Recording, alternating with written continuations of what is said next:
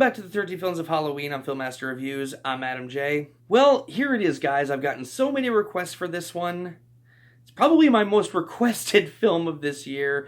So let's get into it. Let's discuss Hereditary. Hereditary sees a family overcoming the loss of an estranged grandmother with a secret past. Over time, the mother, played by Toni Collette, begins to notice strange things happening to her family, her children in particular, and starts to piece together more information about her deceased mother that she never could have imagined. Through all of this, there is some serious family drama that unfolds that makes this horror film a far more unsettling experience than it would have been otherwise.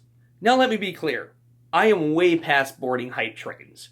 Okay, every time somebody hypes up a horror film for me, and I go see it, and I'm all giddy, and I'm like, oh yeah, let's see this, and everything's perfect, like you woke up in the morning and it just feels like a fucking Taylor Swift song or some shit. Every time I do that, I go into the theater with the highest expectations and so much love, and I walk out pissed. Every time! Not just a couple times, every friggin' time. I did a head count. The Neon Demon was hyped up for me. I wasn't impressed by it. It Follows was hyped up for me. That movie's a fucking piece of shit. Paranormal Activity is a boring pile of trash that everyone hyped up, as were both The Witch and The Blair Witch Project. Yeah, didn't board the hype train for this one. I went in and set my expectations to bare minimum. I honestly did. I refused to be taken in by the hype any longer. I was like, nope, just gonna go in for my own opinion. No one else has hyped me up for this. But in this movie's case, the hype was actually warranted because this movie is awesome. I loved Hereditary. I was shocked at how much I truly enjoyed this movie. So let's start with the positives. First and foremost, the acting in this movie is phenomenal all around. Toni Collette in particular gives a performance worthy of Oscar consideration. Gabriel Byrne gives one hell of a supporting performance as her husband in the film, and both Millie Shapiro and Alex Wolff were great as well, portraying their children. Shapiro in particular is absolutely haunting without even trying to be. There are scenes that just linger on her, and the atmosphere is very creepy. At first I thought she was just going to be that random creepy child that we've seen in every horror movie. Even the posters for the film it had me dreading seeing it because that's all I thought it was. Like, they were really selling that kid on all the advertisements. But then about halfway through the film, movie does a complete 180 and says, nope, fuck that shit, we're doing this now. So, yeah. Thank you for not doing that. I greatly appreciate it. Now, I do have to say this.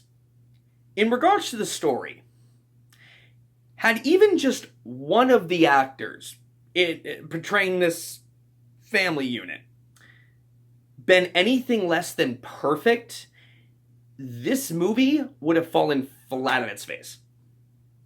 It really would have. Why?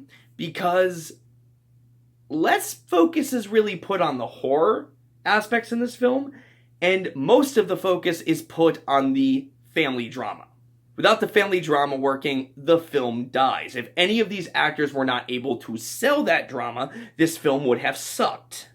A lot of this movie revolves around this family, their drama as a family, and all the tragedy they've had to endure. And because these actors are able to sell this drama so well, they make this movie not only good, but very memorable. The drama between them feels very real, and not once does it come off as forced. In regards to the scares, there were many moments in this film that sent chills down my spine and made me very uncomfortable, but that was actually the point. A movie like this is meant to make you feel uncomfortable. There were two moments in this movie that had me on the edge of my seat. One was like the ending sequence, and the other was a particular scene about, say, halfway through the film involving a car accident. From the opening scene of Hereditary, you know that you are in the hands of a director who clearly understands and respects the horror genre, and is doing everything in his power to honor it. Ari Aster does a phenomenal job directing this film. He uses unique camera angles and tricks to create some intense, memorable moments. The cinematography is amazing throughout the film's entirety. This film is gorgeous and one of the best-looking movies of this year.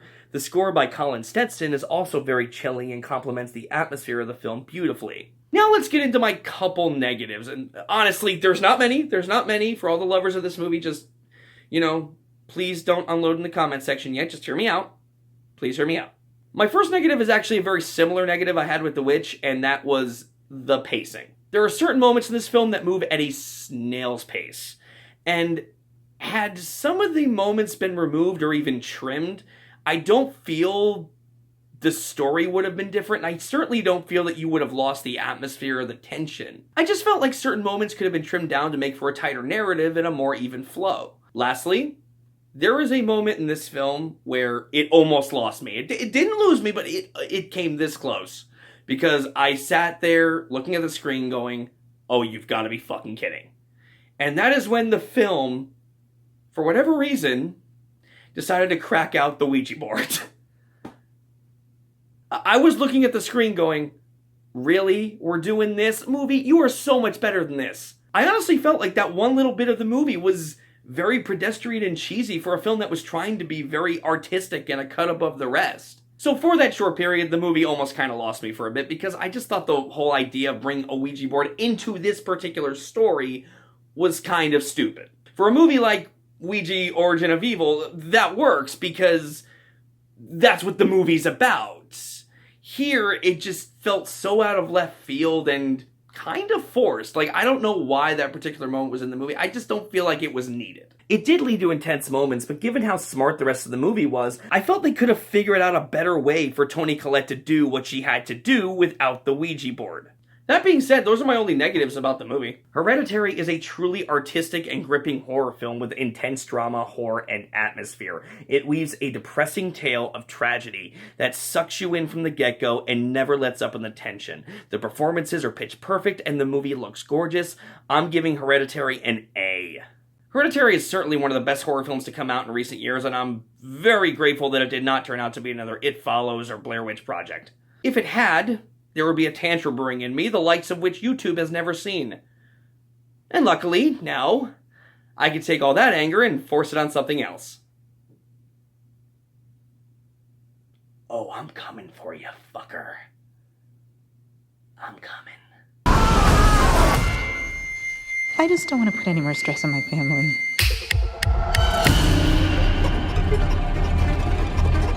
Hey guys, I'm just here to let you know that whatever you do, the TV pilot that I worked on and co-starred in is now available to all of you on Amazon. The link for it is down in the description box. Please enjoy it, and please let us know what you think of it. It's something that me and a lot of people spend a great deal of time working on, so we truly hope that you enjoy it. Thank you, and I'll see you guys next time. Die. I don't want to be the hero. He came back to life. Okay? And he attacked me.